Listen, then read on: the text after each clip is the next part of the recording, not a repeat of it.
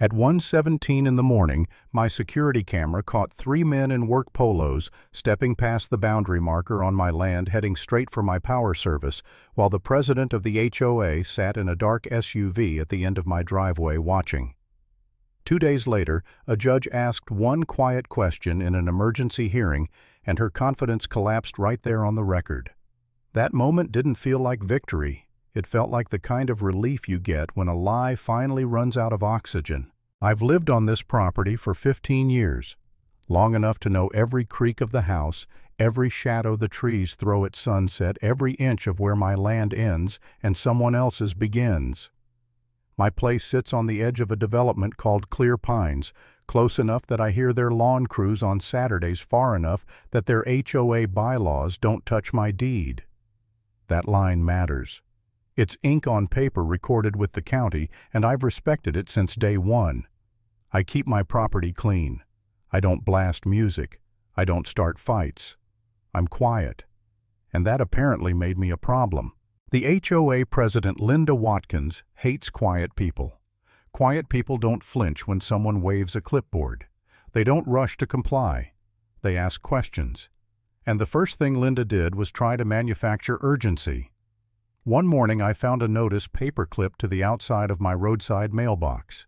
Not mailed, not stamped, just clipped there like a threat that wanted to look friendly. It said safety review scheduled, mentioned an adjacent electrical risk, and carried HOA letterhead.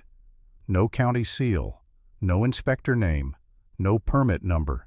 Just a date and language carefully written to sound official without actually being official. I didn't tear it up. I didn't call her.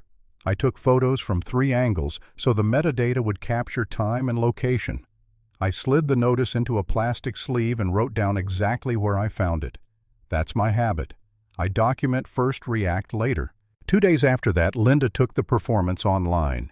She posted in the Clear Pines community group about perimeter hazards and a nearby homeowner refusing cooperation. She didn't name me, but she didn't have to.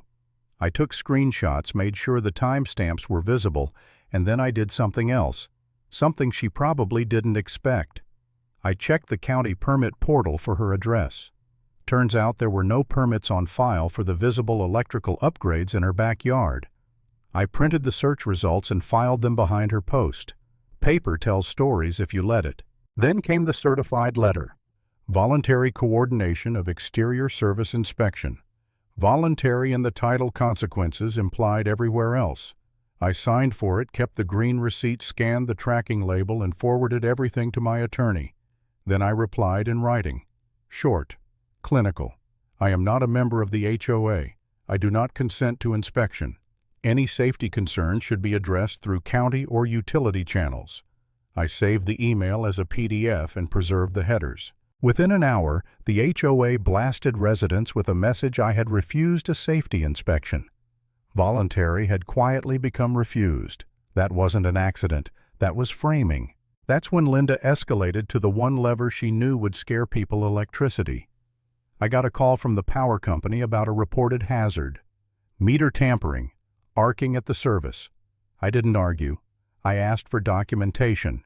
They emailed a service note summary.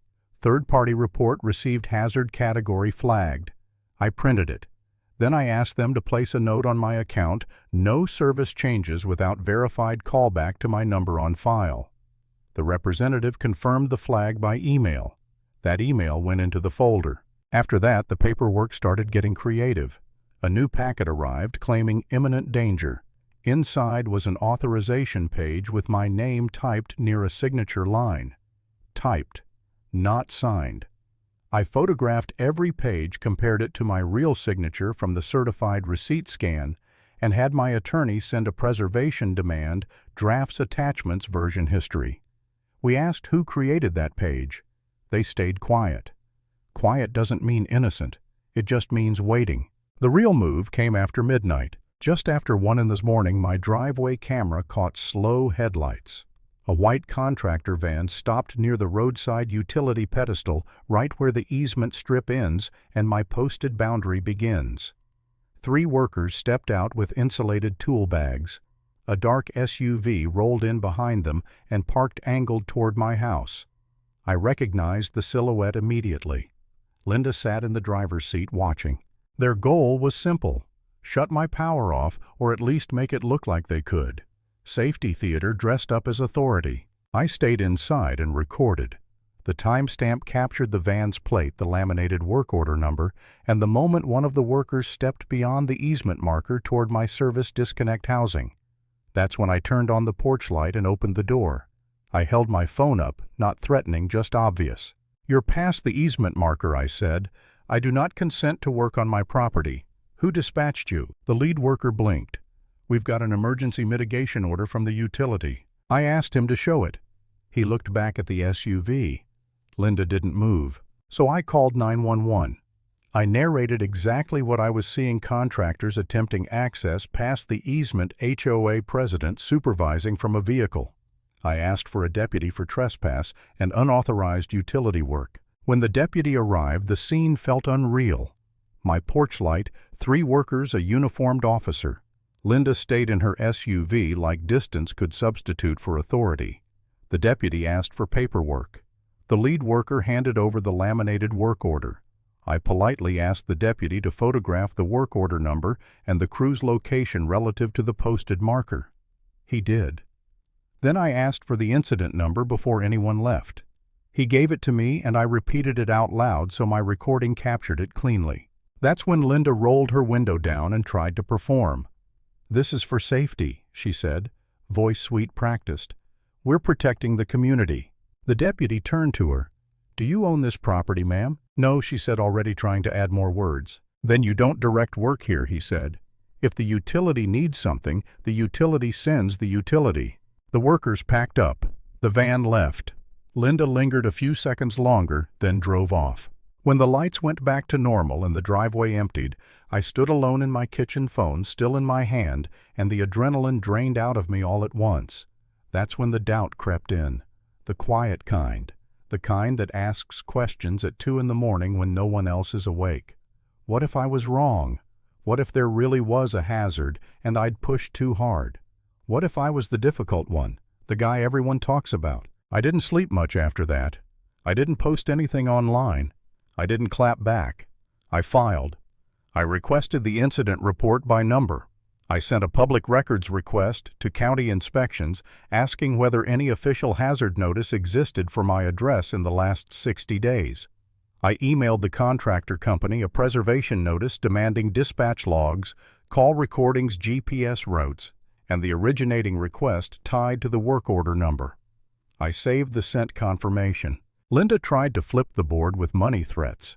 Her attorney emailed a demand claiming the HOA incurred emergency mobilization costs and I would be billed.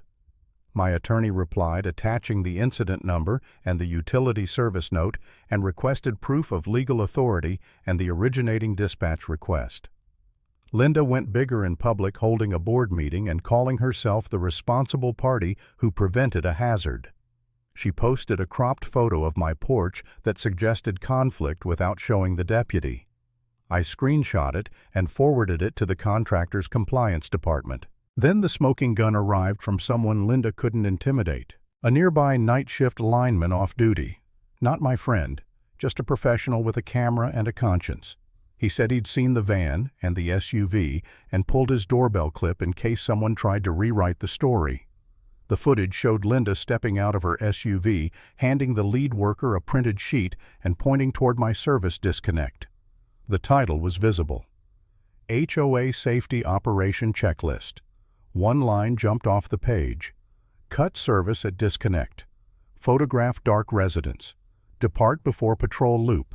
The metadata was clean: time, location, everything. That was the moment the doubt died. Not because I wanted to win, but because the truth finally stood up on its own. My attorney filed for an emergency injunction that same day. We asked for a narrow stop, no HOA contact with my utility account without counsel, and documented utility authorization.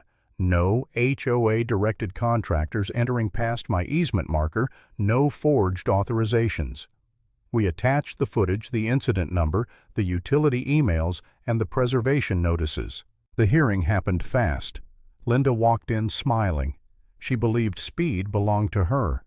In the courtroom sat Linda and her attorney, the contractor's compliance manager, and a utility representative.